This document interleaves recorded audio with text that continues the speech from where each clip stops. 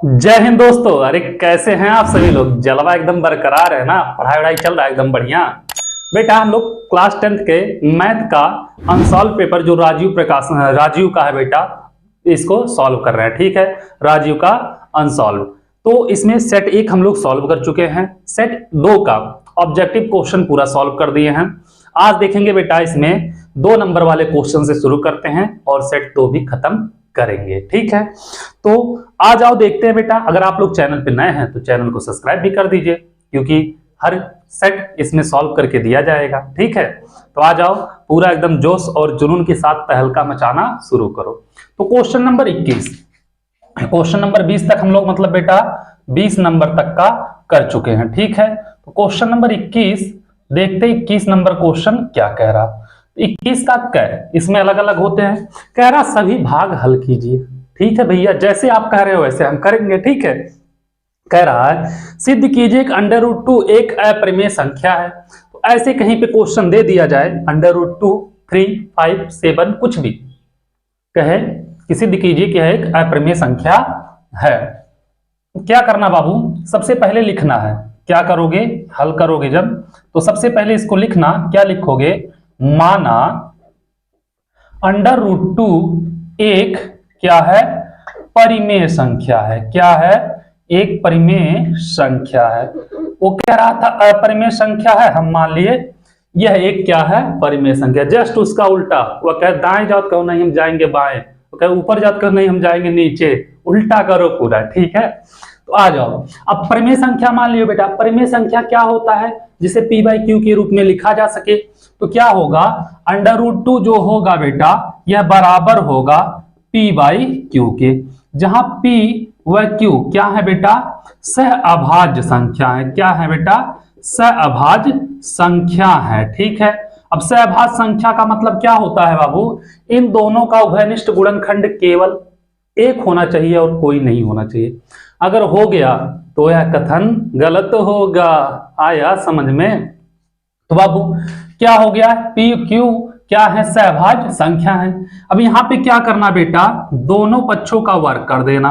क्या करोगे? दोनों पक्षों का वर्ग करने पर, तो जब दोनों पक्षों का वर्ग करोगे, एकदम ध्यान से देखना, यह कंपलसरी है क्वेश्चन तो आएगा बेटा इस पेज पे।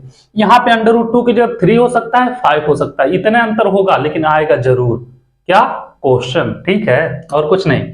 तो बेटा जब दोनों पक्षों का वर्ग करोगे तो √2 का स्क्वायर होगा और बराबर p/q का स्क्वायर होगा। हो जाएगा तो 2 का स्क्वायर बेटा रूट हट जाएगा, यहाँ पे हो जाएगा p²/q²। इसको इधर लाओगे तो हो जाएगा 2q²/p²। ठीक है, अब यहां से क्या करोगे? ध्यान देना बेटा, 2 इधर गुणे में, इधर जाएगा बटे में। देखोगे 2 इधर जाएगा बेटा, क्या होगा? बटे में। तो q² बराबर p²/2। ठीक है, अब बाबू p² में भाग जा रहा है किससे? 2 से जा रहा है ना। इधर गुणे में था, इधर आया बटे में। तो p² में जब 2 से भाग जा रहा है तो हम लिख सकते हैं p² को 2 काट रहा है या विभाजित कर रहा है। और जब से बेटा क्या 5 के स्क्वायर में 5 से भाग जा रहा है तो 5 में भी तो 5 से भाग जाएगा, या 10 के स्क्वायर में 5 से भाग जा रहा है तो 10 भी तो 5 से कटेगा कि नहीं कटेगा? कटेगा ना। तो आ जाओ देखते हैं। तो लिखेंगे बेटा p² 2 से क्या है? विभाजित है, अतः p भी 2 से विभाजित होगा। क्या होगा बेटा? p भी 2 से विभाजित होगा। जब p 2 से विभाजित हो रहा है तो बेटा जब p 2 से कटेगा तो कुछ आएगा। क्या होगा बेटा? जब p 2 से कटेगा तो क्या होगा? कुछ इसकी वैल्यू आएगी। और इसको हम मान लेते हैं बेटा, क्या मान लेते हैं? समीकरण नंबर 1 मान लेते हैं। क्या मान लेते हैं बाबू? इसको मान लेते हैं समीकरण नंबर 1, q² बराबर p²/2। इसको मान लेते हैं समीकरण नंबर 1। ठीक है, अब बाबू जब p में 2 से भाग जा रहा है तो कुछ आएगा। तो मान लिया बाबू क्या आ जाएगा? कुछ भी आप एक अचर मान सकते हो। मान लिया p में 2 से भाग जा रहा है तो कितना आएगा? 2k आ जाएगा। ठीक है, तो p में जब 2 से भाग दिए तो बेटा कितना आ गया? 2k आ गया। अब बाबू समीकरण 1 से अगर देखोगे, समीकरण 1 यहां पे है, तो समीकरण 1 से जब देखोगे, ध्यान देना, क्यू स्क्वायर है बेटा, रहेगा बराबर पी स्क्वायर, पी की जगह हो जाएगा बेटा 2k का स्क्वायर और बटे 2, यही होगा। आ जाओ आगे, देखना ध्यान से बाबू, क्यू स्क्वायर है तो रहेगा, ठीक है। अब बाबू 2 का स्क्वायर हो जाएगा 4, k का k स्क्वायर बटे 2, काटोगे 2 दूनी 4, तो क्यू स्क्वायर बराबर 2k स्क्वायर, या 2k स्क्वायर बराबर क्यू स्क्वायर लिख सकते हैं। तो यहां पे देखोगे बेटा k स्क्वायर बराबर होगा, गुणे में इधर जाएगा भाग में, क्यू स्क्वायर बाई 2, ठीक है। क्यू स्क्वायर बराबर पी स्क्वायर बाई 2, के स्क्वायर बराबर क्यू स्क्वायर बाई 2। तो जब पी स्क्वायर बाई 2 है तो मतलब 2 पी स्क्वायर को काट रहा है, क्यू स्क्वायर बाई 2 है तो मतलब 2 क्यू स्क्वायर को काट रहा है ना। तो यहां पे मान लिया बेटा समीकरण नंबर 2, ठीक है। लिखेंगे क्या, क्यू स्क्वायर 2 से, क्यू स्क्वायर क्या है बेटा, 2 से विभाजित है, अतः क्यू भी 2 से विभाजित होगा बेटा। जब Q भी 2 से विभाजित हो रहा, P भी 2 से विभाजित हो रहा, मतलब दोनों का उभयनिष्ठ गुणनखंड क्या है, 2 है, ठीक है। तो समीकरण 1 व 2 से लिखना बेटा, समीकरण 1 व 2 से हमारी कल्पना क्या है बेटा, विरोधाभास है। या समीकरण 1 व 2 से P व Q का लिख सकते हो, P व Q का उभयनिष्ठ गुणनखंड 2 है, अतः हमारी कल्पना क्या है बेटा, विरोधाभास है। हमारी कल्पना विरोधाभास है, अतः P व Q क्या हो गया बेटा, का उभयनिष्ठ गुणनखंड 2 है, अतः हमारी कल्पना विरोधाभास है। इसलिए √2 एक क्या है बेटा, एक अपरिमेय संख्या है, अपरिमेय संख्या है, यही बेटा बताना था, ठीक है। यह क्वेश्चन कभी भी पूछेगा तो कंपलसरी है, एक क्वेश्चन पूछेगा। तो बेटा यह थ्योरी टाइप का क्वेश्चन है, इसको आप लोगों को ध्यान देना पड़ेगा कि सबसे पहले हम जो बोलेगा उसका उल्टा मानेंगे। तो क्या करेगा, बोलेगा कि √2 सिद्ध कीजिए अपरिमेय संख्या है, तो हम लिखेंगे यह एक परिमेय संख्या है। तो परिमेय संख्या P व Q के रूप में होता है, P व Q सभाज्य संख्या है, मतलब उनका उभयनिष्ठ गुणनखंड 1 के अतिरिक्त कोई और नहीं होना चाहिए। दोनों पक्षों का वर्ग करोगे बेटा, उसके बाद नीचे वाले का गुणा इधर कर दोगे, 2 बचेगा, 2 का इधर कर दोगे, भाग हो जाएगा। अब देखेंगे बेटा 2 से P स्क्वायर कट रहा है, तो P भी 2 से कटेगा। तो P जब 2 से कट रहा है तो मान लिया भागफल आ गया 2 के, आ गया बेटा। तो समीकरण 1 में क्या करेंगे, P का वैल्यू उठा के रख देंगे, यहां से सॉल्व करते हुए जाएंगे, उसके बाद लिख देंगे पूरा अच्छे से। ये हो गया बाबू आपका। बड़ा क्वेश्चन लग रहा है, 2 नंबर का है, लेकिन कभी कभी बड़े क्वेश्चन 2 नंबर के होते, कभी कभी छोटे क्वेश्चन 4 नंबर के हो जाते हैं, ठीक है। तो इतना टेंशन लेने का नहीं, टेंशन देने का, ठीक है। तो आ जाओ, चलो इसको नोट करो आप लोग, फिर देखते हैं बाबू मेरे रसगुल्ला, मेरे जिगर के छल्ला, इसी का क्वेश्चन नंबर खैर, ये तो था कै। तो जब कै खत्म होता है तो हम चलते हैं है पे। क्या होता है, जब कै खत्म होता है तो चलते हैं खै पे। आ जाओ बेटा, देखते हैं ख नंबर क्वेश्चन क्या कह रहा, उसको भी लगाएंगे, ठीक है। आ जाओ ख नंबर क्वेश्चन पे। ख नंबर क्वेश्चन कह रहा, सिद्ध कीजिए कि 1 + sec a दिया है बेटा, क्या दिया है, 1 + sec a upon sec a बराबर sin square a upon 1 - cos square, नहीं 1 - cos a, ठीक है। देखना बाबू, 1 प्लस दिया है, 1 + sec a अपान क्या दिया है, sec a, ठीक है। sec a बराबर क्या दिया बेटा, दिया है sin square a upon 1 - cos a, ठीक है। अब यहां से लाना बाबू, क्या लाना है, चाहे इधर से सॉल्व करके a लाओ या इधर से सॉल्व करके ए लाओ। दोनों साइड से आप सॉल्व कर सकते हो, कोई दिक्कत नहीं है, ठीक है। तो अगर हम लेफ्ट हैंड साइड उठाएं बाबू मेरे रसगुल्ला, तो क्या है ध्यान देना, 1 प्लस सेक ए अपान सेक ए, यही है। तो बाबू 1 का 1 रहेगा, सेक ए का हो जाएगा 1 अपान कॉस ए, अपान सेक ए का हो जाएगा यहाँ पे भी 1 अपान कॉस ए, ठीक है। अब बाबू करोगे अगर ध्यान देना, इसके बटे 1 करना पड़ेगा, एलसीएम होगा, क्या होगा एलसीएम बेटा, एलसीएम हो जाएगा कॉस ए, ठीक है।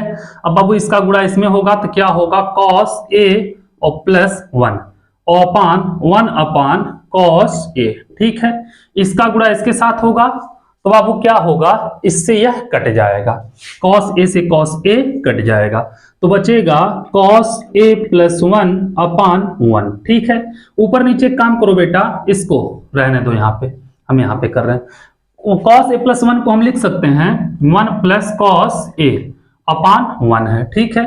एक काम करो बाबू, ऊपर नीचे 1 माइनस कॉस ए से गुणा कर दो, ऊपर भी कर रहे हो तो नीचे भी कर सकते हो, कोई दिक्कत नहीं होगा। तो करोगे 1 minus cos A upon 1 minus cos A, जब एक में 1 माइनस कॉस ए का गुणा होगा तो 1 माइनस कॉस ए आ जाएगा, ये हिलाना था, तो हो जाएगा बाबू नीचे तो हो जाएगा 1 माइनस कॉस ए, और ऊपर देखो बेटा 1 plus cos A 1 minus cos A, मतलब ए प्लस बी ए माइनस बी, क्या होता है ए स्क्वायर माइनस बी स्क्वायर, तो हो जाएगा 1 का स्क्वायर माइनस कॉस स्क्वायर ए, ठीक है।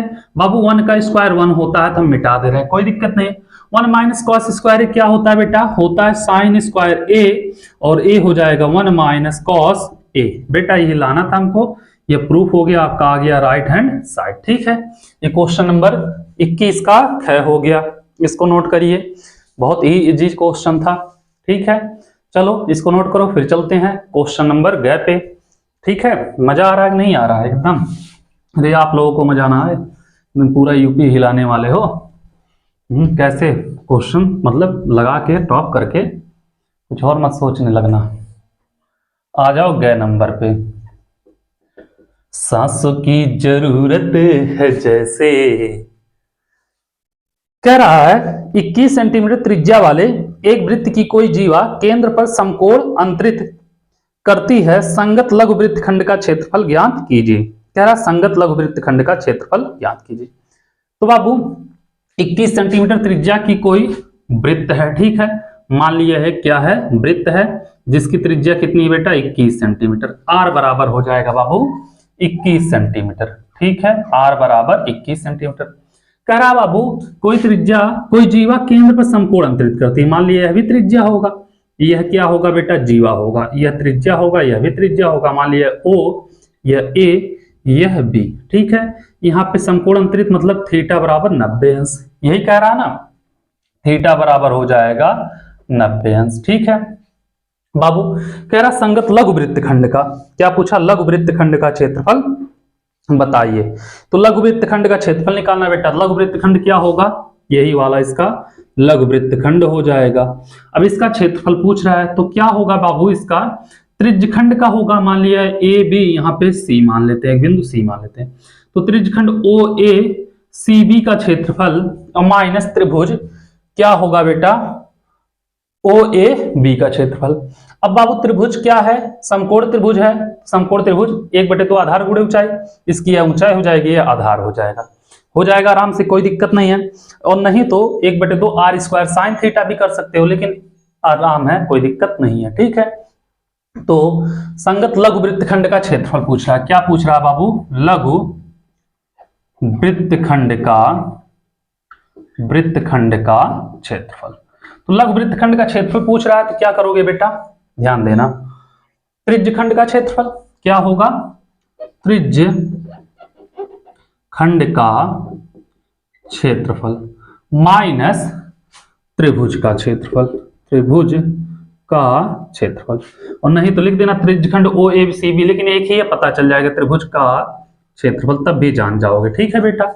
तो यहाँ पे त्रिज्यखंड का क्षेत्रफल क्या होता है, थीटा बटे 360 इंटू पाई आर स्क्वायर, और त्रिभुज बेटा समकोण त्रिभुज है, 1/2 आधार गुणे ऊंचाई, और नहीं तो 1/2 आर स्क्वायर साइन थीटा भी कर सकते हो, ठीक है, बात एक ही होगा दोनों का। अब बाबू थीटा का वैल्यू कितना है, 90 अंश है, 360 रहेगा रहेगा।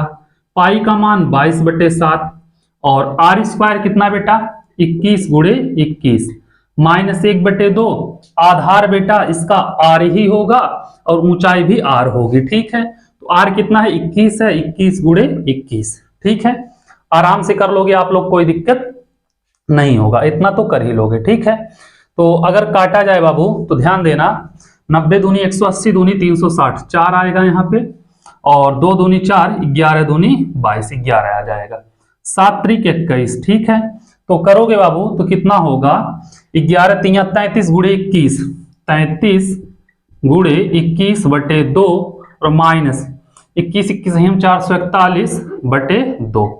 ठीक है, तो यहाँ पे करोगे बेटा क्या होगा, ध्यान देना कुछ बच नहीं रहा है ना, तो 441 बटे कितना हो जाएगा बेटा 2 हो जाएगा।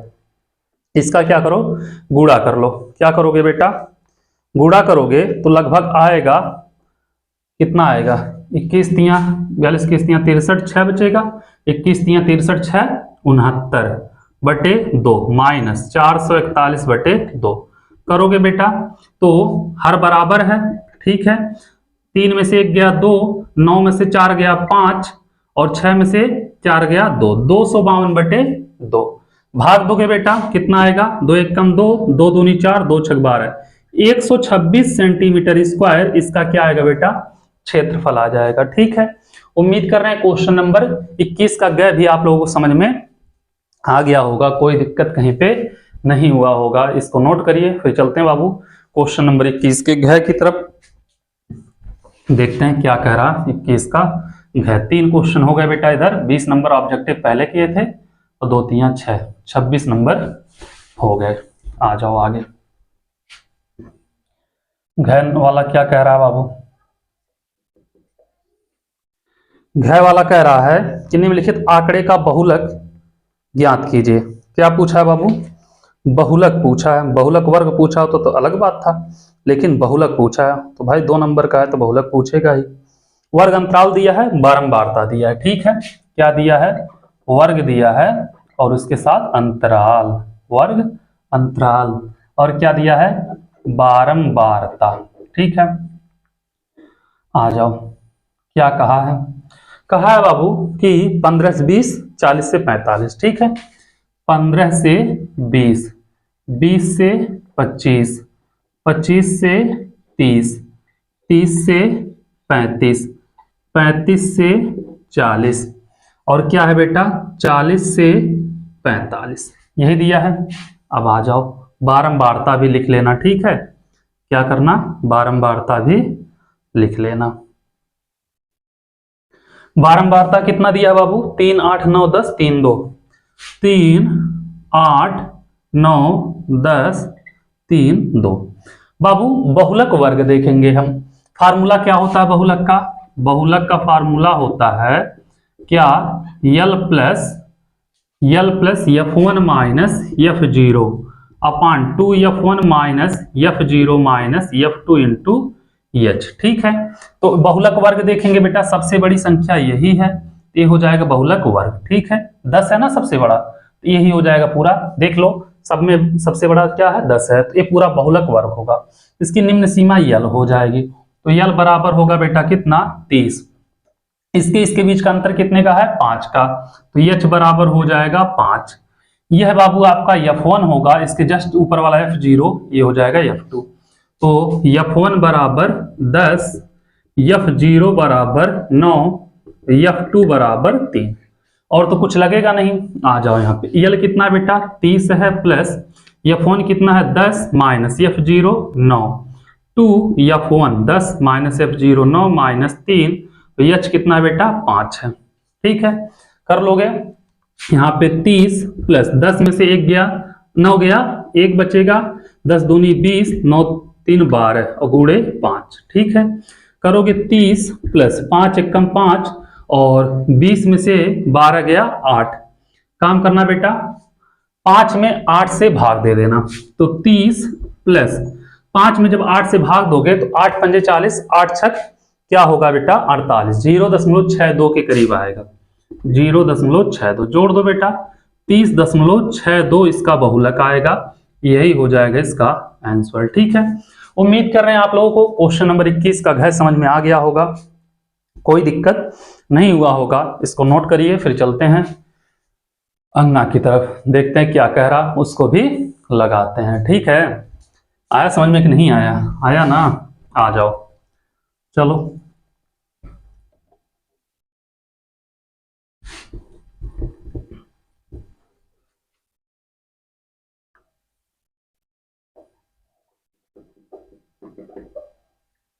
क्या कह रहा बाबू, उस बिंदु के निर्देशांक ज्ञात कीजिए जो बिंदु 4, -3 और क्या है बेटा 8, 5 को जोड़ने वाले रेखाखंड को 3:1 के अनुपात में विभाजित करता है। उस बिंदु के निर्देशांक ज्ञात कीजिए। ठीक है बेटा, मान लिया दो बिंदु है, यहाँ पे बिंदु A है, यहाँ पे बिंदु B है। ठीक है, इसका निर्देशांक दिया है बेटा 4, क्या दिया 4, तो ये हो जाएगा 4, ठीक है, इसका करोगे बेटा 8, कितना है 8, तो यहाँ पे कोई बिंदु है मान लिया P, क्या है इसका निर्देशांक है बाबू x, y, यही पूछ रहा है हमसे। यह मान लिया बाबू क्या है, यह x1 है, यह y1 है। ठीक है, यह x1 है, यह y1 है, और क्या है बाबू इसको मान लेते हैं x2 y2। ठीक है, इसको मान लेते हैं x2, इसको मान लेते हैं y2। क्या दिया है बेटा 3:1 के अनुपात में, क्या दिया है बेटा 3:1 के अनुपात में विभाजित कर रहा है, मतलब m1 बराबर होगा 3 और m2 बराबर होगा 1। ठीक है बाबू, तो x बराबर m1 x2 plus m2 x1 अपान m1 प्लस m2 ये होता है बेटा, और y बराबर भी वही होता है m1 y2 plus m2 y1 अपान m1 प्लस m2। ठीक है, तो x और y के निर्देशांक पूछा है, तो x बराबर m1 x2 plus m2 x1 अपान m1 प्लस m2 यही होता है बाबू। तो करोगे x बराबर m1 कितना है 3 है, और x2 कितना है 8 है, प्लस m2 कितना है 1 है, x1 कितना है -3 है। ठीक है, एक मिनट, m2 1 है और x1 कितना है 4 है, सॉरी यहाँ पे कितना हो जाएगा 4 बटे m1 प्लस m2 3 प्लस 1। ठीक है, तो करोगे x बराबर 8 त्रिक 24 प्लस 4 बटे 4, यहाँ पे निकालोगे बेटा x बराबर 24 4 28 बटे 4, 4 7 28, तो x का वैल्यू आएगा 7। ठीक है, x का वैल्यू आ जाएगा 7। y बराबर जब निकालोगे m1 y2 plus m2 y1 अपान m1 प्लस m2 करोगे, तो यहां से क्या होगा y बराबर m1 3 है, y2 5 है, प्लस m2 1 है, y1 -3 है, m1 प्लस m2, m1 कितना है बेटा 3 है, m2 1 है। ठीक है, कर लोगे, तो y बराबर 5 3 15 -3 1 3 बटे 4, तो y बराबर 15 में से 3 गया बेटा 12 बटे 4, 4 3 12, y बराबर आएगा 3, y का वैल्यू कितना आएगा 3 आएगा। ठीक है, तो यहां से अगर देखोगे बेटा उस बिंदु का निर्देशांक किसका P का, जो कि हम x, y माने थे, तो P का निर्देशांक हो जाएगा 7, 4, ये हो जाएगा बाबू इसका आंसर। ठीक है, फार्मूला अगर पता है तो आप लोग आराम से कर लोगे, कहीं पे कोई भी दिक्कत नहीं होने पाएगा। ठीक है, चलो इसको नोट करो, फिर चलते हैं बाबू इसके अगले क्वेश्चन पे 6 नंबर पे। ठीक है, तो आ जाओ, 2 बच्चे 10 नंबर अभी हुआ है, 11 12 हो जाएगा आपकी, एक क्वेश्चन और होगा तो 12 नंबर का हो जाएगा, अभी आधा भी नहीं की हो, 20 और 10 30 ही हुआ हम। आ जाओ देखते हैं 6 नंबर क्वेश्चन क्या कह रहा, एकदम तहलका मचा के रखना, रेलम रेल, हाँ एकदम। क्या कह रहा है बेटा, y के वे मान ज्ञात कीजिए जिसके लिए बिंदु 5, -3 और 13, y के बीच की दूरी 10 मात्रक है। ठीक है बेटा, मान लिया यहाँ पे बिंदु A है, यहाँ से कुछ दूरी पर एक बिंदु B है। ठीक है, क्या बेटा 5, -3, यहाँ पे है 5, -3, और यहाँ पे क्या है 13, y है, 13, y है, बीच की दूरी बेटा कितना है 10 मात्रक है। ठीक है, तो बाबू इसको हम मान लेते हैं x1, इसको मान लेते हैं y1। इसको मान लेते हैं x2, इसको मान लेते हैं y2। ठीक है, तो बाबू बीच की दूरी, AB के बीच की दूरी का फार्मूला क्या होगा? AB के बीच की दूरी फार्मूला होगा इन अंडर रूट क्या होता है, x2 माइनस x1 का whole square. x1 minus x2 भी लिख सकते हो, ठीक है बेटा, कोई दिक्कत नहीं है। y2 माइनस y1 का होल स्क्वायर। ठीक है, करोगे कितना दूरी बाबू? 10 है तो 10 हो जाएगा इन under root x2 minus x1, x2 कितना है 13 माइनस x1 कितना है 5 का होल स्क्वायर प्लस y2 कितना बेटा y1 कितना बेटा माइनस माइनस प्लस 3 का स्क्वायर। ठीक है, हो जाएगा, कर लोगे। दोनों पक्षों का वर्ग कर देना। क्या करोगे? दोनों पक्षों का वर्ग करने पर करोगे मेरे रसगुल्ला, तो 10 का वर्ग कितना होता है? 100 होगा।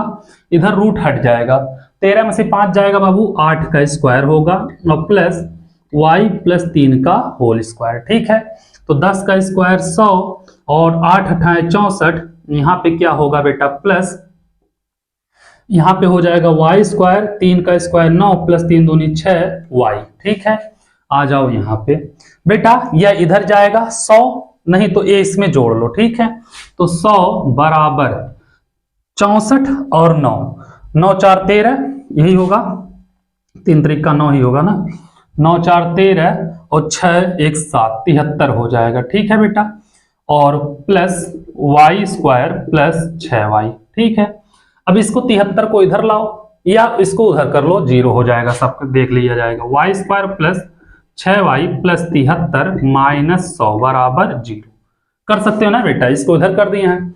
अब बाबू 100 में से जब 73 जाएगा तो कितना बचेगा? माइनस 27, ये बचेगा y square plus 6y minus 27 बराबर 0। तो 27 को ऐसे दो भागों में तोड़ो, गुणा करने पे तो 27 आए, जोड़ने घटाने पे 6 आए। ठीक है, तो 9 त्रिक 27, y square plus 9y minus 3y minus 27 बराबर 0। y कॉमन लेंगे, y प्लस 9 माइनस 3 कॉमन लेंगे, y प्लस 9 बराबर 0। तो y प्लस 9 और y माइनस 3 बराबर 0। तो यहां से अगर करोगे बेटा तो y प्लस 9 बराबर 0, तो y बराबर माइनस 9 हो जाएगा। ठीक है, या बाबू y माइनस 3 बराबर 0, तो y बराबर प्लस 3 होगा, ये हो जाएगा इसका वैल्यू। तो y का वैल्यू पूछ रहा था बेटा, तो y का वैल्यू माइनस 9 भी हो सकता है और 3 भी हो सकता है। इसी के साथ बाबू क्वेश्चन नंबर 21 हो गया खत्म। अब चलेंगे बाबू क्वेश्चन नंबर 22 की तरफ, लेकिन पहले आप लोग इसको नोट कर लो, फिर चलते हैं लगाते हैं क्वेश्चन नंबर 22, देखते हैं क्या कह रहा, इसको भी लगाएंगे। ठीक है, उम्मीद कर रहे हैं क्वेश्चन नंबर 21 में कहीं पे कोई दिक्कत आप लोगों को नहीं हुआ होगा। आ जाओ क्वेश्चन नंबर 22 देखते हैं। 22 नंबर क्वेश्चन क्या कह रहा? 22 नंबर क्वेश्चन कह रहा बाबू, किन्हीं 5 भागों को हल कीजिए। इसमें भी 6 क्वेश्चन दिए हैं। ठीक है, और हमें करना है बाबू कितना? 5 भाग को हल करना है। ठीक है, कोई बात नहीं। पहला बाबू इसमें क्या किया है, कै वाला दिया है। ठीक है, तो हम लोग क्या करेंगे बाबू, 6 को कर लेंगे, पेपर तो है नहीं, सब क्वेश्चन आप लोगों का सॉल्व हो जाएगा इसी बहाने। क्या कह रहा? द्विघात बहुपद 3x square minus x minus 4 के शून्य ज्ञात कीजिए और शून्यकों तथा गुणांकों के बीच संबंध की सत्यता की जांच कीजिए। 3x square minus x minus 4 यही दिया बेटा, 3x square minus x minus 4। अब इसका जब करेंगे बाबू, क्या कहा? शून्य ज्ञात कीजिए, तो शून्य ज्ञात करेंगे बाबू, तो ध्यान देना इसके बराबर हम 0 ले लेते हैं। ठीक है, 0 ले लेंगे।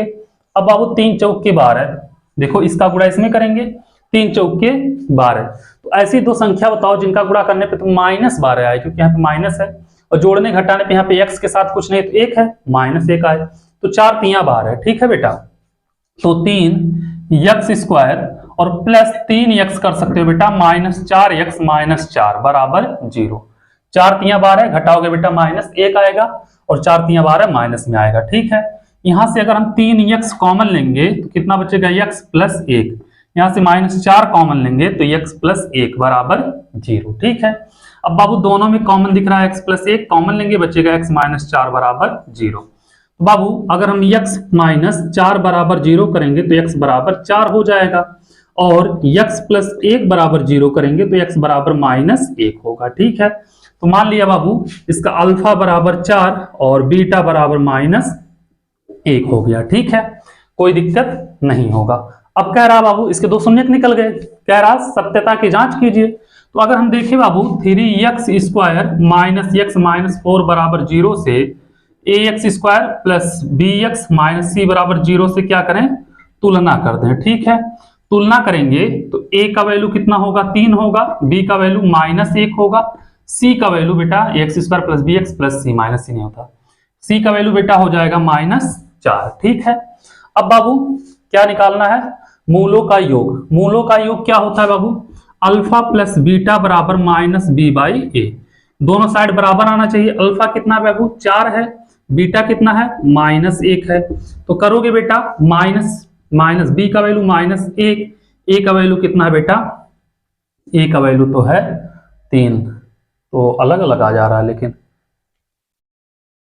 अल्फा का वैल्यू 4 है और बीटा का वैल्यू कितना है 3 है। कहीं से कुछ गलत हुआ क्या, 3x माइनस, यहाँ पे बेटा गलत हुआ, 3x माइनस 4 होगा, सॉरी यहाँ पे 3x माइनस 4 होगा, तो यहाँ पे 3x माइनस 4 होगा। यहाँ से थोड़ा सा मिस्टेक हो गया, 1 मिनट रुक जाना क्योंकि अलग आ रहा था। तो अगर बाबू यहाँ पे 3x इक्वल टू निकालोगे तो कितना आएगा, 4 आएगा, तो x इक्वल टू 4/3 आएगा। ठीक है, और यहाँ से x प्लस 1 बराबर 0, तो x बराबर -1 आएगा। ठीक है, तो यहाँ से अगर करोगे क्या, अल्फा बराबर बेटा हम ले लेते हैं -1 और बीटा बराबर कितना है 4/3। आ जाओ अब करो, कोई दिक्कत नहीं है, थोड़ा सा हो जाता कभी कभी, यहाँ पे 3 था छूट गया था। अब बाबू अल्फा प्लस बीटा, अल्फा का वैल्यू कितना है -1 है, प्लस बीटा का वैल्यू कितना 4/3 है, बराबर माइनस बी का -1 होगा बेटा, और a का वैल्यू कितना है 3 है, इसका गुणा इसमें करोगे -3 प्लस 4/3 माइनस माइनस प्लस 1/3, तो घटाओगे बेटा यह भी आएगा 1/3, यह भी आएगा 1/3। सत्यता की जांच भी हो गई मूलों के योग से। मूलों का गुणनफल देख लो बेटा, अल्फा इंटू बीटा बराबर c/a। अल्फा का वैल्यू है बेटा -1, बीटा का वैल्यू है 4/3, यही है ना, अल्फा का वैल्यू -1, बीटा का वैल्यू 4/3। किसी को अल्फा बीटा मान सकते हो, कोई दिक्कत नहीं है। ठीक है, c का वैल्यू कितना बेटा -4 है, a का वैल्यू 3, गुणा करोगे -4/3, यह भी -4/3, ये हो गया बेटा सत्यता की जांच हुई। ठीक है, क्वेश्चन नंबर 22 का क खत्म हो गया, इसको नोट करिए, फिर चलते हैं बाबू देखते हैं 22 का ख क्या कह रहा है, उसको भी लगाते हैं। ठीक है, कोई दिक्कत नहीं होगा, आराम से आप लोग कर लोगे। चलो अब आधा नंबर कितना होता है, 70 का आधा 35 होता है, हम लोग 35 से ज्यादा कर चुके, 20 ऑब्जेक्टिव और 2 नंबर वाले 6, 12 हो गया, 32 4 36, हाँ आधा कर चुके हैं ना। चलो ख नंबर क्या कह रहा बाबू, कह रहा है निम्नलिखित समीकरण रैखिक समीकरण के युग्म को हल कीजिए। तो बेटा रैखिक समीकरण युग्म को क्या कह रहा, हल करने के लिए कह रहा है।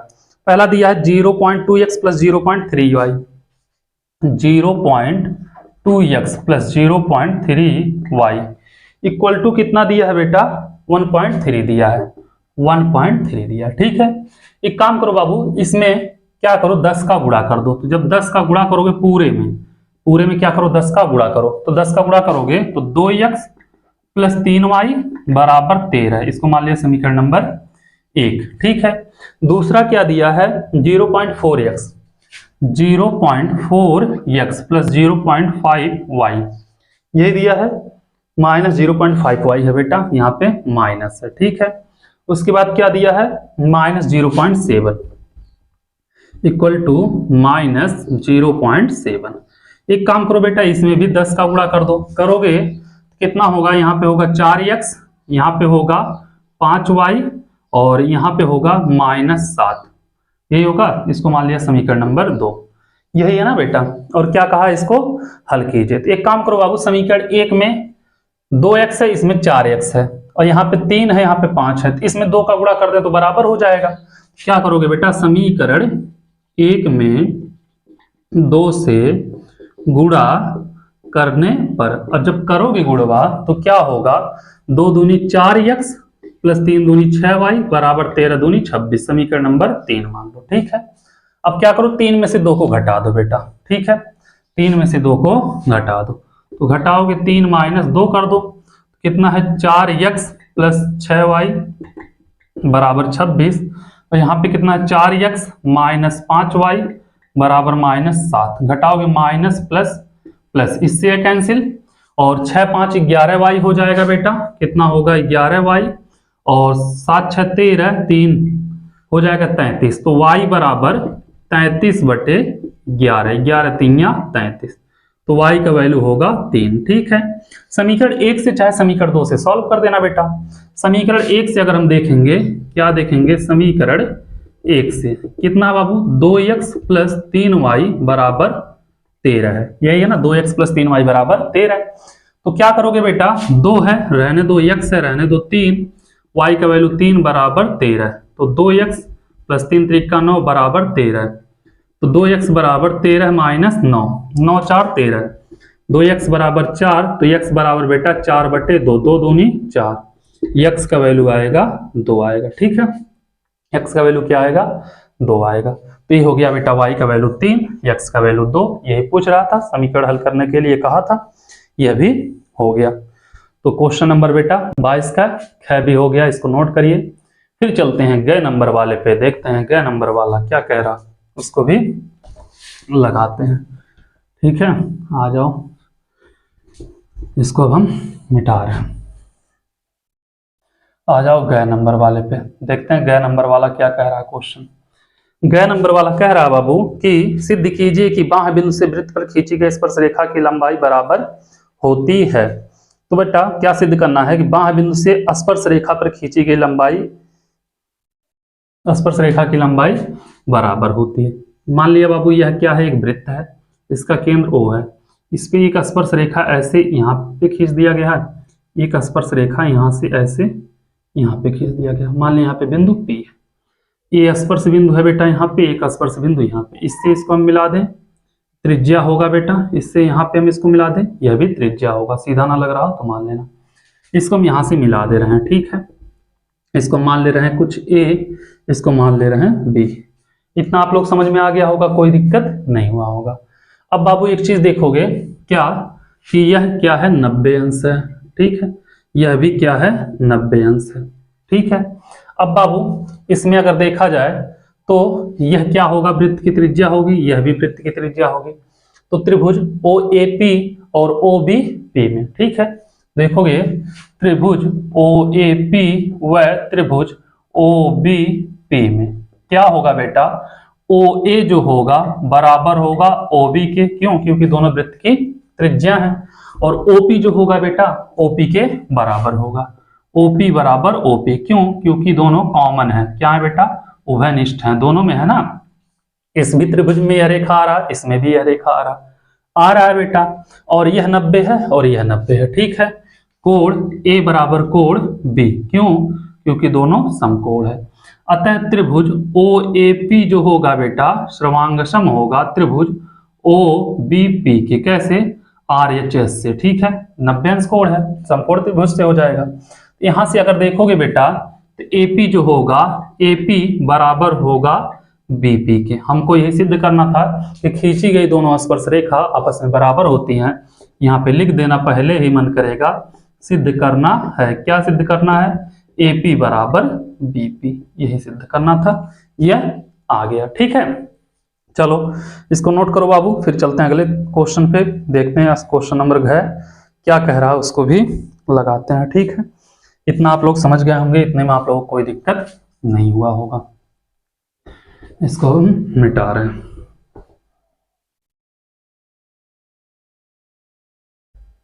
क्या कह रहा है बाबू, घ नंबर क्वेश्चन, घ नंबर क्वेश्चन कह रहा है कि एक त्रिभुज ABC की भुजा BC पर एक बिंदु D इस प्रकार है कि कोण ADC बराबर कोण BAC।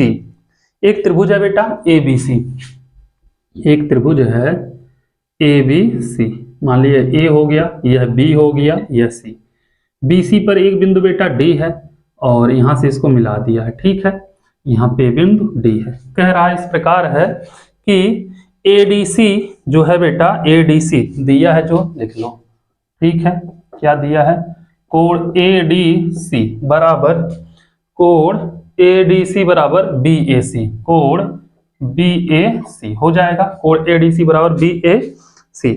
सिद्ध करना बेटा CA स्क्वायर, क्या करना है, सिद्ध करना है, सिद्ध करना, क्या करना है, CA स्क्वायर बराबर क्या है, CB into CD, CB into CD।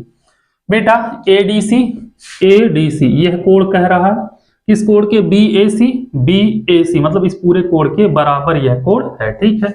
और सिद्ध करना बेटा CA स्क्वायर, CA मतलब यह वाला जो है इसका स्क्वायर जो है CB, C और B, यह पूरा बेटा ये वाला पूरा देखा CB इंटू CD मतलब ये पूरा और इसके आधे के गुणनफल के बराबर है बेटा CA स्क्वायर, ठीक है, मतलब CA का वर्ग। तो आ जाओ बेटा क्या करेंगे हम, त्रिभुज देखेंगे कौन सा, ABC बड़ा वाला त्रिभुज देख लें और छोटा वाला त्रिभुज देख लें, BA। आ जाओ देखते हैं बेटा, त्रिभुज बड़ा वाला त्रिभुज देख लो बेटा, ABC हो जाएगा त्रिभुज ABC वह त्रिभुज DAC में, ठीक है बेटा, BAC हो जाएगा और DAC में हो जाएगा। इसमें दिया है बाबू कोण क्या है, BAC बराबर कोण ADC, ADC क्या है बेटा, बराबर है, यह क्या किया है, दिया है, ठीक है। इतना आप लोग कर लोगे, कोई दिक्कत नहीं, मतलब पहले ही बोला है यह कोण क्या है, इस कोण के बराबर है। यहाँ पे देखो BAC, BAC और ADC दिया है बेटा, बराबर है, ठीक है, इतना आप लोग कर लोगे, कोई दिक्कत नहीं होगा। अब बाबू यहाँ पे देखोगे, इसमें भी ABC वाले में, ABC में कोण C आ रहा है, ADC में भी कोण C आ रहा है, दोनों में उभयनिष्ठ है, क्या है, कोण C बराबर कोण C, क्यों, क्योंकि उभयनिष्ठ है, ठीक है। अब बाबू दो कोण बराबर हो गए तो तीसरा ऑटोमेटिक बराबर हो जाता है, ठीक है, कोई दिक्कत नहीं होगा। हम लिख सकते हैं यहां से बेटा त्रिभुज ABC समरूप होगा बेटा, क्या होगा, त्रिभुज ABC समरूप होगा त्रिभुज DAC के, कैसे, एंगल एंगल समरूपता कसौटी से, क्या हो जाएगा बेटा, एंगल एंगल समरूपता कसौटी से बराबर हो जाएगा। समरूप त्रिभुज के भुजा का अनुपात क्या होता है बेटा, बराबर होता है, हम लिख सकते हैं AB अपान DA या AD, ठीक है, बराबर BC अपान AC, ठीक है, AC यहाँ पे C रहेगा। उसके बाद पहला तीसरा AC अपान यहाँ पे DC या हाँ DC ही कर दो बेटा, या CD भी लिख सकते हो इसको, ठीक है, क्या लिख सकते हो, CD भी लिख सकते हो। और AC को बेटा हम लिख सकते हैं CA, क्या लिख सकते हैं, CA, यह भी AC है, इसको भी हम लिख सकते हैं CA, क्योंकि यहाँ पे CA बोला है। तो बाबू चाहे हम सबको ले, चाहे जिसको मन करे छोड़ दें, ठीक है, तो इन दोनों को हम ले रहे हैं क्योंकि दोनों आपस में बराबर हैं। तो BC अपान CA बराबर CA अपान CD, ठीक है, इसका इसमें गुणा होगा, तो क्या होगा, BC इंटू CD बराबर CA इंटू CA। तो BC को हम लिख सकते हैं CB इंटू CD, ये हो जाएगा CA का स्क्वायर, या लिख सकते हैं CA का स्क्वायर बराबर CB इंटू CD। हमको यही लाना था बाबू, यह आ गया, ठीक है। तो क्वेश्चन नंबर 22 का घ नंबर भी हो गया, इसको नोट करिए। फिर चलते हैं बाबू अगले क्वेश्चन की तरफ, देखते हैं अगला क्वेश्चन क्या कह रहा है। 22 का अंगना, इसको भी लगाते हैं, अब इसको हम मिटा रहे हैं। आ जाओ, उम्मीद कर रहे हैं बाबू आप लोगों को समझ में आ रहा होगा, कहीं पे कोई दिक्कत नहीं हो रहा होगा, ठीक है। 22 का अंगना क्या कह रहा है बाबू, कह रहा है निम्नलिखित बारंबारता सारणी का माध्य ज्ञात कीजिए। तो क्या निकालना बेटा, माध्य निकालना है, ठीक है। तो माध्य निकालने आप लोगों को आता ही है, कोई दिक्कत नहीं होगा। वर्ग अंतराल दिया है, बारंबारता दिया है, ठीक है बाबू, क्या दिया है, वर्ग अंतराल दिया है, ठीक है। आ जाओ, क्या दिया है वर्ग अंतराल, ध्यान देना बेटा, 15 से 20, 20 से 25, 25 से 30, 30 से 35, मतलब 45 से 50 तक। क्या दिया है, 15 से 20, 20 से 25, 25 से 30, 30 से 35, 35 से 40, 40 से 45 और 45 से 50 तक दिया है बेटा। उसके बाद दिया है बारंबारता। क्या दिया है? बारंबारता। बारंबारता दिया है बेटा, हमें मध्यमान यक्स निकालना पड़ेगा। यक्स के बाद बेटा हमें निकालना पड़ेगा डी, डी बराबर यक्स माइनस ए, या तो शॉर्टकट प्रत्यक्ष विधि से भी लगा सकते थे, ठीक है। उसके बाद बाबू हम निकालेंगे यू। क्या निकालेंगे? यू बराबर डी बाई एच। इसके बाद हम निकालेंगे एफ इंटू यू, और फार्मूला होता है यक्स बार बराबर A plus sigma F U upon sigma F into H. यही होता है ना, पग विचलन विधि का फार्मूला यही होता है, ठीक है। अब बाबू यहाँ पे हम लाइन खींच दे रहे हैं, मिक्स ना हो कुछ, ठीक है। आप लोग से एक ही रिक्वेस्ट है बेटा, वीडियो को लाइक कर दीजिए, लाइक करना भूल जाते हैं, और मेहनत से पढ़िए, अच्छा नंबर लेके आइए। यहाँ पे पतला हो गया ना, लिख लेंगे तब भी चलो। बारंबारता कितना दिया है बाबू? 14, 56, 60, 86। सही किए, पग विचलन लगा दिए। 14, 56, 60, 86, बहुत बड़ा बड़ा नंबर था। 86, 74, 62, 48। कितना है बेटा? 74, 62 और 48, ठीक है, यही है। और कहा क्या है बेटा? निम्नलिखित बारंबारता सारणी का माध्य ज्ञात कीजिए। तो बाबू यक्स निकालेंगे, इसका इसका क्या करेंगे? जोड़ के आधा करेंगे, ठीक है। तो 20, 15, 35 का आधा 17.5, ठीक है, 17.5 हो जाएगा। 20, 25, 45 का आधा 22.5, मतलब बेटा 5 का अंतर चल रहा है, ठीक है। 27.5, 32.5, 37.5, 42.5, 47.5।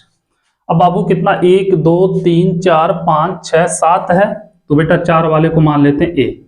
ए बराबर हो जाएगा 32.5, ठीक है। तो इसको ये मानेंगे, तो इसमें से क्या करेंगे? 17.5 में से 32.5 घटाएंगे, तो 17 दूनी क्या होता है बेटा? 34। तो मतलब 17 और 15 32 हो जाएगा। हाँ, माइनस कितना होगा बेटा? 15, यहाँ पे -10, यहाँ पे -5, यहाँ पे 0, 5, 10 और 15 हो जाएगा। बाबू अंतर कितने का चल रहा है? 5, 5 का चल रहा है, तो एच बराबर हो जाएगा कितना? 5 होगा, ठीक है। यहाँ पे लिखो, और नहीं तो यहाँ पे लिख सकते हो एच बराबर 5। भाग दोगे बेटा, -3, 5 3 15, -2, -1, 0, 1, 2 और 3, ये हो जाएगा। इसका गुणा इसमें करोगे, 14 3 42 हो जाएगा बेटा, -42। इसका गुणा इसमें करोगे बेटा, 56 दूनी 112, -112। इसका इसमें करोगे 60, इसका कोई भी होगा 0 हो जाएगा। इसका 74 होगा, और 62, 60 दूनी 120, 62 दूनी 124, और 48 दूनी 96, 8 3 24, 3 चौके 12, 144। कितना होगा बाबू? 144। इसको जोड़ देना बेटा, जोड़ोगे सिग्मा एफ निकल जाएगा। सिग्मा एफ जोड़ोगे, पूरा जोड़ देना बेटा, आप लोग जोड़ के निकाल लोगे 400 आएगा, ठीक है। इसको पूरा आप लोग जोड़ देना, 128 आएगा। कितना आएगा बाबू? इसको पूरा जोड़ोगे, sigma F into U, 128, minus अलग प्लस अलग, ठीक है। तो सिग्मा एफ 400 और यह बेटा 128 है। तो यक्स बार बराबर ए 32.5 प्लस 128 बटे 400 गुणे 5। काटोगे बेटा, 5 बटे 40, 80 हो जाएगा। तो यक्स बार बराबर 32.5 प्लस 128 बटे 80, तो हो जाएगा 32.5 प्लस 128 में बेटा 80 से क्या करना? भाग दे देना, हो जाएगा लगभग 1.6, 1.6। तो जोड़ोगे बेटा 34.1, 6 5 11, 34.1 के करीब आएगा इसका माध्य, ठीक है। उम्मीद कर रहे हैं यह क्वेश्चन भी आप लोगों को समझ में आया होगा। 22 का अंगा, यह भी 4 नंबर में था, आप लोगों को 4 नंबर बना दिया, ठीक है। इसमें 5 क्वेश्चन करना था बाबू, 5 क्वेश्चन हम लोग कर चुके हैं, लेकिन जो है सबके सब देखेंगे, एक भी छोड़ना नहीं है। तो आ जाओ 6वां नंबर भी देख लेते हैं क्या कह रहा, वह भी लगाते हैं, ठीक है। इतना तो आप लोग कर ही लिए होंगे।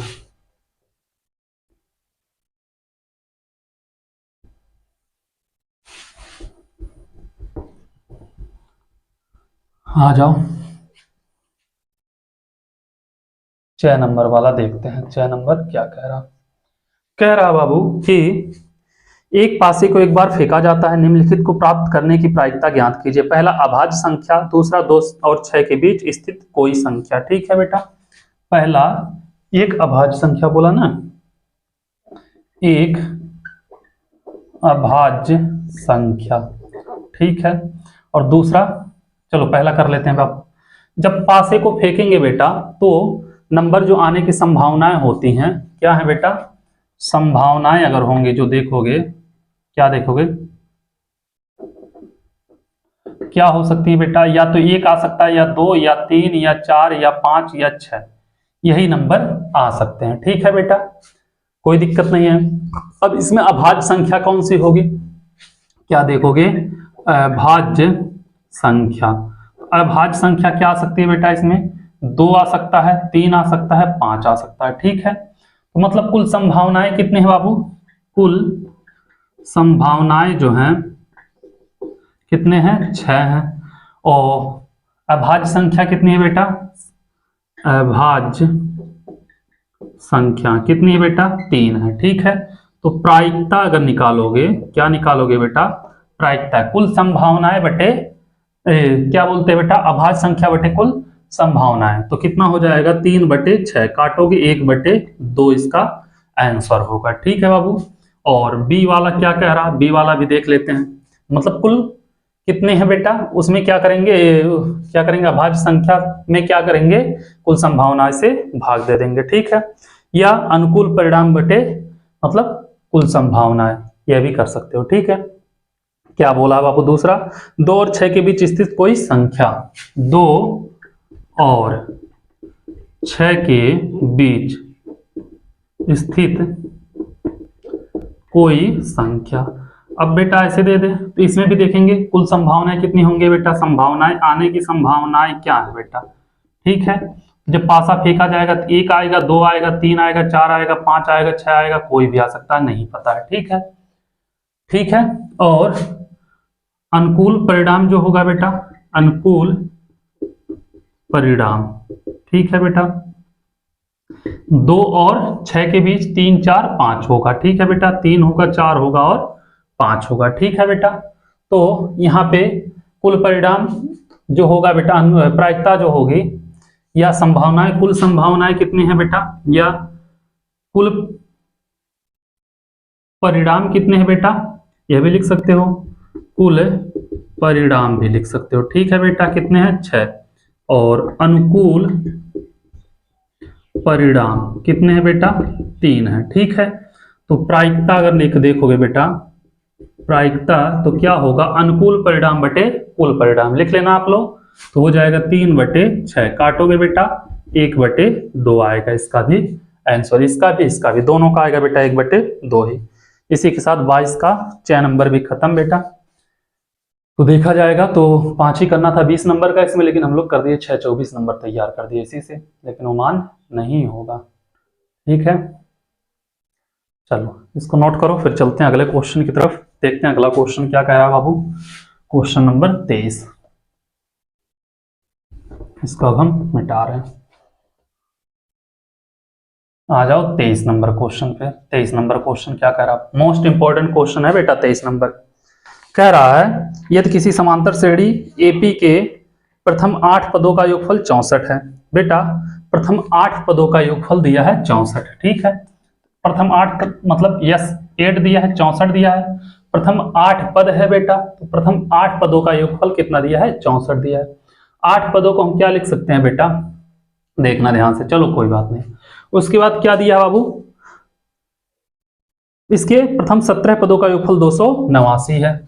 यस 17 बराबर बेटा कितना दिया है, 289। ठीक है, तो हम जानते हैं बेटा, क्या जानते हैं, यस n बराबर n/2 2a plus n-1 into D, यही होता है।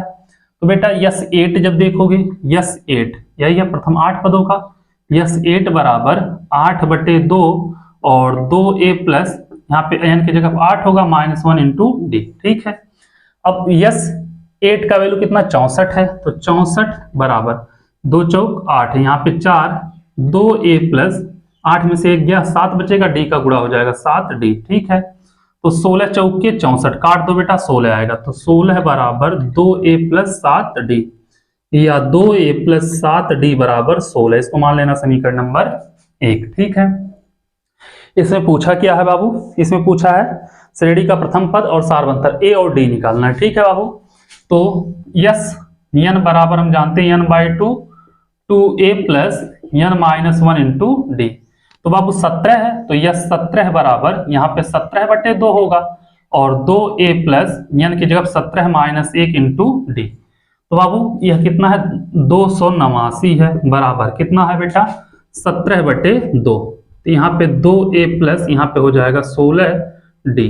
ठीक है, करोगे बाबू इसका इससे काट दो।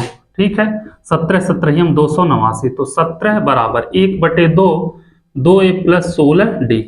इससे इसको काट सकते हो बेटा, लेकिन 2a यहाँ पे भी 2a यहाँ पे भी मत काटो, 2 का गुणा इधर कर दो। ठीक है, तो 17 दूनी 34 बराबर 2a प्लस 16d, या लिख सकते हो 2a प्लस 16d बराबर 34, समीकरण नंबर 2।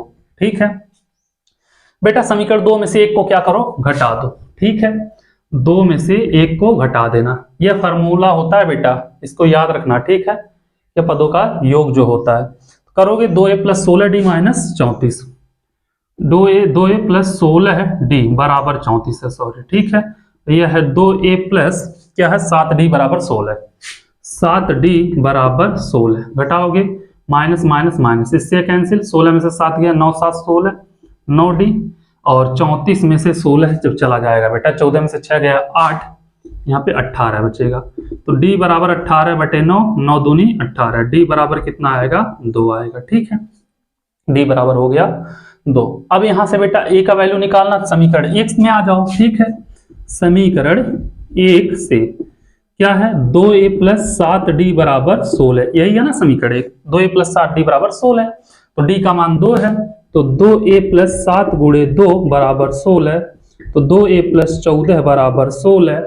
तो करोगे 2a बराबर 16 माइनस 14, तो 2a बराबर 2, a बराबर 2/2, काटोगे 1, a का वैल्यू कितना आएगा 1 आएगा। ठीक है, a का मान कितना आएगा बेटा 1 आएगा। चलो इसको नोट करो बाबू, क्वेश्चन नंबर 23 था ये, 6 नंबर का क्वेश्चन ये भी तैयार हो गया। ठीक है, अब इसमें 2 क्वेश्चन होते हैं, एक करना रहता है, कोई एक करो, एक क्वेश्चन अथवा करके दिया रहता है। ठीक है, मन करो पेपर में एक ही करना, चाहे अथवा वाला करें या पहला वाला करें, कोई भी करें। ठीक है, आ जाओ देखते हैं इसमें अथवा करके। ठीक है, 6 नंबर वाले 3 क्वेश्चन होते हैं और तीनों में 2-2 क्वेश्चन दिए रहते हैं। ठीक है, कह रहा है एक रेलगाड़ी एक समान चाल से 180 किलोमीटर की दूरी तय करती है। ठीक है बेटा, दूरी कितनी है 180 किलोमीटर। ठीक है, 180 किलोमीटर।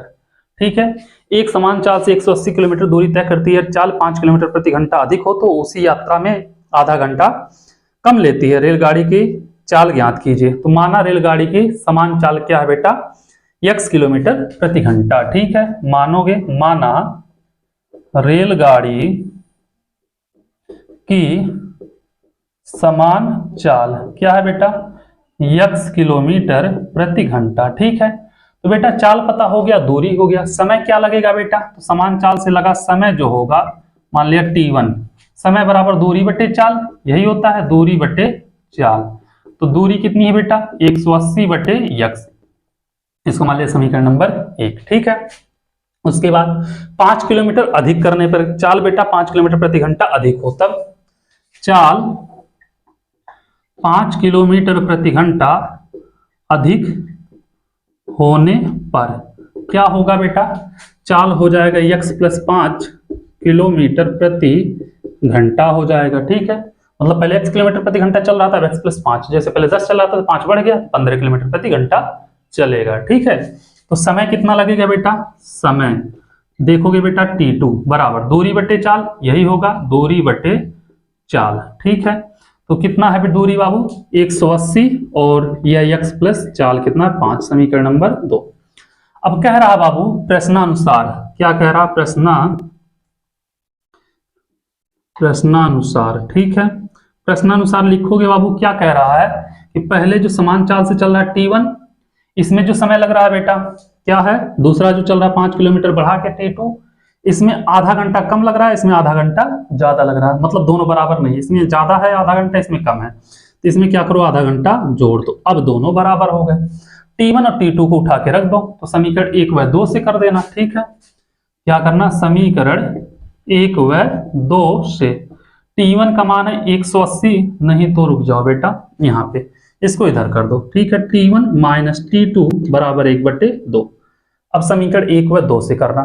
T1 का मान कितना है बेटा 180 बटे यक्स, इसका है बेटा 180 बटे यक्स प्लस 5 और बराबर 1/2, यही होगा, कोई दिक्कत नहीं है।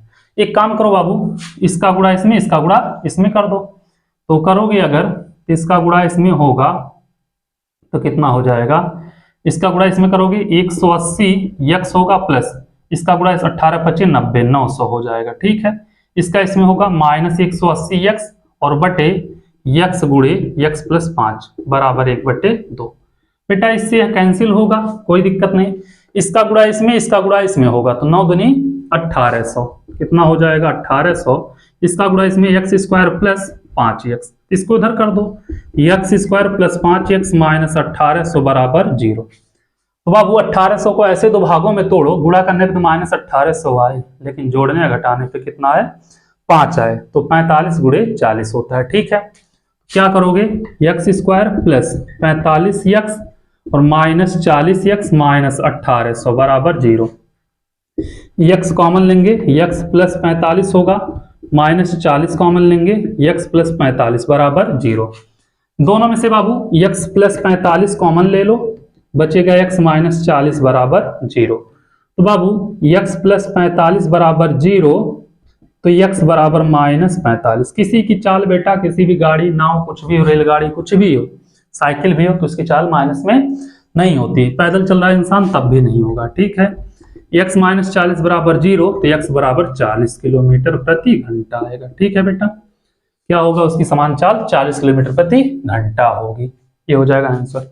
कुछ भी दिया हो बेटा आप लोग क्वेश्चन देखना, आंसर नहीं देखना कि हाँ नहीं सर ये नहीं, ये दिया कुछ नहीं। ठीक है, ये हो जाएगा इसका आंसर 23 का अथवा का। ठीक है, इसको नोट करिए।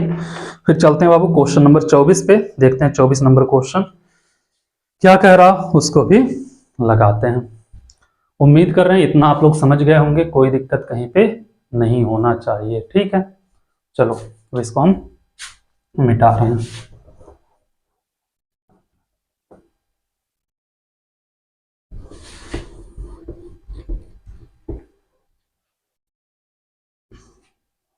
आ जाओ 24 नंबर क्वेश्चन पे। 24 नंबर क्वेश्चन क्या कह रहा बाबू, 24 नंबर क्वेश्चन कह रहा एक गोलाकार कांच के बर्तन की एक बेलन के आकार की गर्दन है। ठीक है बेटा, बेलन के आकार की गर्दन है जिसकी लंबाई 7 सेंटीमीटर तथा व्यास 2 सेंटीमीटर है। ठीक है, एक गोलाकार कांच का बर्तन है बेटा, इसकी लंबा बेलनाकार गर्दन है। ठीक है बाबू, इसकी बेलनाकार क्या है गर्दन है, जिसकी लंबाई कितनी है 7 है और व्यास कितना है 2। ठीक है, तो बेलनाकार भाग का क्या होगा बेटा, बेलनाकार भाग का व्यास, ठीक है बाबू, कितना 2 सेंटीमीटर, तो इसकी त्रिज्या हो जाएगी 1 सेंटीमीटर। इसकी ऊंचाई दिया है बेटा 7 सेंटीमीटर। ठीक है, और क्या बोला है बाबू, बोला है जबकि गोलाकार भाग का व्यास 8.4 सेंटीमीटर है। ठीक है बाबू, क्या कह रहा है, गोलाकार भाग का व्यास 8.4 सेंटीमीटर, तो इसकी त्रिज्या कैपिटल आर मान लेते हैं बेटा 4.2 सेंटीमीटर, इसका आधा होगा ना, 4.2 सेंटीमीटर हो जाएगा। ठीक है, ज्ञात कीजिए बर्तन में कितना पानी भरा जा सकता है। तो बर्तन में भरे जा सकने वाले पानी का आयतन जो होगा बेटा क्या होगा, गोले का आयतन प्लस बेलन का आयतन, यही हो जाएगा। ठीक है, तो बर्तन में पानी का आयतन क्या होगा बेटा, हो जाएगा गोले का आयतन, गोले का आयतन प्लस बेलन का आयतन। ठीक है, गोले का आयतन बेटा 4/3 पाई आर क्यूब और बेलन का पाई आर स्क्वायर एच। ठीक है, पाई कॉमन लेंगे बेटा तो 4/3 r cube plus r square h, यही होगा। तो पाई कॉमन है बेटा, रहने दो। ठीक है, 4/3 है, रहने दो। आर क्यूब, आर कितना बेटा 4.2 है, तो क्यूब है 3 बार 4.2 गुणे 4.2 गुणे 4.2 plus r square h, r कितना बेटा 1 है, तो 1 गुणे 1 गुणे 7, ठीक है।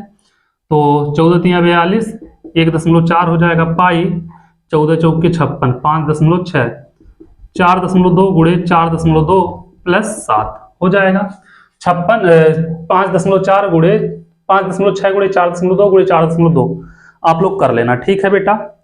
पूरा करोगे 98.784 आएगा। क्या आएगा बेटा 98.784 प्लस 7 आ जाएगा, ठीक है। इसको क्या करना बेटा जोड़ देना, जोड़ोगे लगभग आएगा 105.784। तो यहाँ पाई है 105.784 या 105.784 पाई सेंटीमीटर क्यूब, ये हो जाएगा बेटा इसमें पानी का आयतन। जोड़ घटाना गुणा भाग करना मेन मेथड यही है, ठीक है। इसको नोट करो, फिर चलते हैं बाबू क्वेश्चन नंबर 24 के अथवा वाले क्वेश्चन पे, देखते हैं क्या कह रहा, इसको भी लगाते हैं, ठीक है।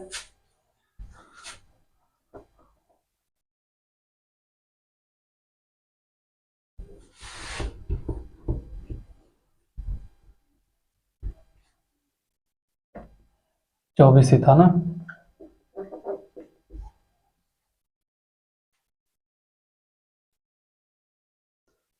अथवा कह रहा है बेटा एक खिलौना 3.5 सेंटीमीटर त्रिज्या वाले एक शंकु के आकार का है। एक खिलौना बेटा जो क्या है एक शंकु के आकार का जिसकी त्रिज्या 3.5 सेंटीमीटर है, जो उसी त्रिज्या वाले एक अर्धगोले पर अध्यारोपित है, ठीक है बेटा। एक खिलौना है जो अर्धगोले पर एक शंकु के रूप का में क्या है अध्यारोपित है। मान लिया एक क्या है अर्धगोला है, ठीक है, इसके ऊपर क्या है एक शंकु आकार खिलौना अध्यारोपित है, ठीक है। त्रिज्या कितनी बेटा 3.5 सेंटीमीटर, दोनों की सेम है, ठीक। आ जाओ आर बराबर, दोनों की त्रिज्या सेम है बेटा 3.5 सेंटीमीटर, ठीक है, कर लोगे। उसके बाद क्या कहा बाबू, जो उसी त्रिज्या वाले एक अर्धगोले पर अध्यारोपित इस खिलौने की संपूर्ण ऊंचाई 15.5 सेंटीमीटर है। संपूर्ण ऊंचाई बेटा कितना है 15.5 सेंटीमीटर, ठीक है बेटा। त्रिज्या इतना 3.5 है, तो इधर भी हो जाएगा 3.5 हो जाएगा। इधर कितना बचेगा बाबू 12 बच जाएगा। शंकु की ऊंचाई कितनी होगी 12, बेलन गोले की ऊंचाई लगती ना, शंकु की ऊंचाई हो जाएगी 12 सेंटीमीटर। क्यों, क्योंकि 15.5 में से 3.5 घटा देंगे, ठीक है। उसके बाद क्या कहा, इस खिलौने का संपूर्ण पृष्ठ क्षेत्रफल ज्ञात कीजिए। तो खिलौने का संपूर्ण पृष्ठ के लिए बेटा शंकु का प्लस अर्धगोले का, शंकु का पाई आर यल होता है, तो यल निकालना पड़ेगा। तो यल बराबर इन under root r square plus h square. तो यल बराबर इन अंडर रूट आर कितना बेटा 3.5 का स्क्वायर प्लस एच है 12, यल बराबर 3.5 3 3 का 9 5 25, तो ये हो जाएगा बेटा कितना 12.25 प्लस 144, तो यल बराबर होगा बेटा 156.25। तो इसका स्क्वायर रूट निकालोगे बेटा तो यल बराबर आएगा 12.5 सेंटीमीटर, ठीक है। खिलौने का संपूर्ण पृष्ठ पूछ रहा है बेटा, क्या पूछ रहा है, खिलौने का संपूर्ण पृष्ठ। खिलौने का संपूर्ण पृष्ठ होगा बेटा किसका, अर्धगोले का और प्लस शंकु का, ठीक है। क्या होगा अर्धगोले का प्लस शंकु का संपूर्ण पृष्ठ, ठीक है। शंकु का संपूर्ण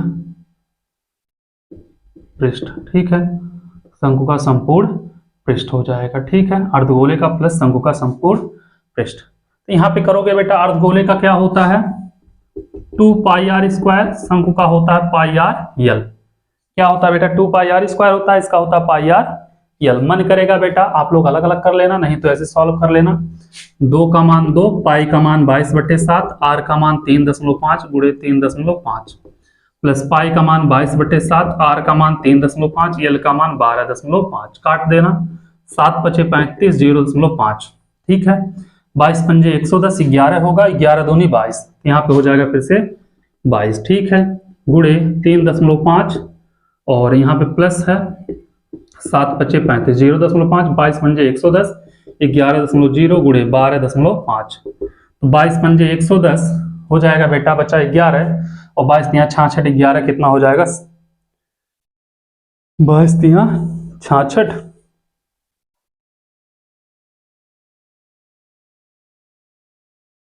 1177 हो जाएगा। कितना होगा बेटा? 66 11 77, ठीक है। और प्लस 11 गुणे 12 दशमलव कितना है बेटा? 5 है, 137.5 हो जाएगा, 137.5। बेटा दोनों को जोड़ देना, जो आएगा वही आंसर हो जाएगा, 214.5 सेंटीमीटर स्क्वायर। ये हो जाएगा बेटा इसका संपूर्ण पृष्ठ, ठीक है। इसको नोट करिए। फिर चलते हैं बाबू क्वेश्चन नंबर 25 पे, देखते हैं 25 नंबर क्वेश्चन क्या कह रहा है, उसको भी लगाते हैं। उसमें भी 2 क्वेश्चन होंगे, ठीक है। 6 नंबर वाले क्वेश्चन जल्दी हम बता दे रहे हैं, आराम से बताना चाहिए। लेकिन आप लोग इतने सारे क्वेश्चन अगर लगा चुके हो तो सिर्फ हिंट ही देना बाकी है। आप लोग आराम से करते हुए खुद चले जाओगे, कहीं पे कोई दिक्कत नहीं होना चाहिए। होना चाहिए, नहीं होना चाहिए, ठीक है।